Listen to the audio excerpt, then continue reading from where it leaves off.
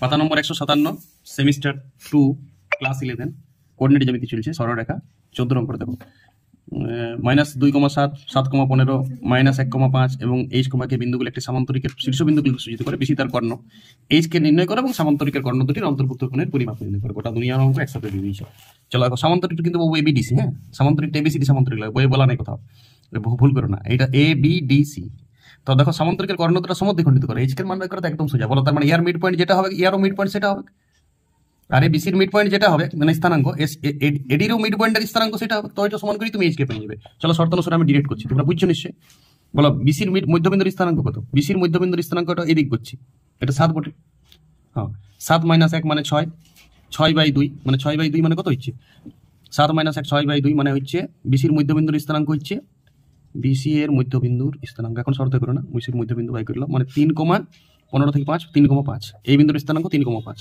আবার এডি এর মধ্যবিন্দুর স্থানাঙ্ক কত হবে তাহলে h - 2/2 কে প্লাস 7/2। তাহলে নিশ্চয়ই বলো বিসিরও মধ্যবিন্দু যেটা এসিরও মধ্যবিন্দু যেটা 9 উপায়িত ছিল সামান্তরিকের কর্ণ দুটি সমদ্বিখণ্ডিত করে। আমি বলি উপায়িতের কথাগুলো কাজে দিবে, প্রমাণগুলো কাজে দিবে না। দেখো কাজে দিচ্ছে কথাগুলো, সামান্তরিকের কর্ণগুলো সমদ্বিখণ্ডিত কথার কাজে দিচ্ছে, তবেই তো তুমি একই স্থানাঙ্ক হচ্ছে। তাহলে শর্তানুসারে h - 2 = 3, তাহলে h এর মান হচ্ছে 8। তাহলে k + 7/2 = 5। বুঝতে পারছো তো? আমি স্টেপ জাম্প করছি, 5 × 10 7 - k = 3। তাহলে h, k এর মান পাই গেলাম কত 8,3। এবার বলছি এই সামান্তরিকের কর্ণ দুটার অন্তর্ভুক্ত কোণ। শুনো, অন্তর্ভুক্ত কোণ বাই করার জন্য এই সব দরকার নাই, এই ইয়ার প্রবণতা আর ইয়ার প্রবণতাটা সূত্র লাগিয়ে দিবে। তাহলে বলো বিসি সরলরেখার প্রবণতা, বিসির প্রবণতা কত? তুমি ডাইরেক্ট বিয়োগ করো, 15 থেকে 5 বিয়োগ 20, y2 - 1 x2 - x1 8, মানে 4 দিয়ে কাটাকাটি করো 5/2, এটা m1। ঠিক আছে, আচ্ছা বলো এডি প্রবণতা কত? এডি প্রবণতা h, k তো মান বেরিয়ে গেল এখন 8,3, তো 8,3 পুট করো। তাহলে বলো 7 - 3 কত হচ্ছে 4, আর -2 - 8 -10।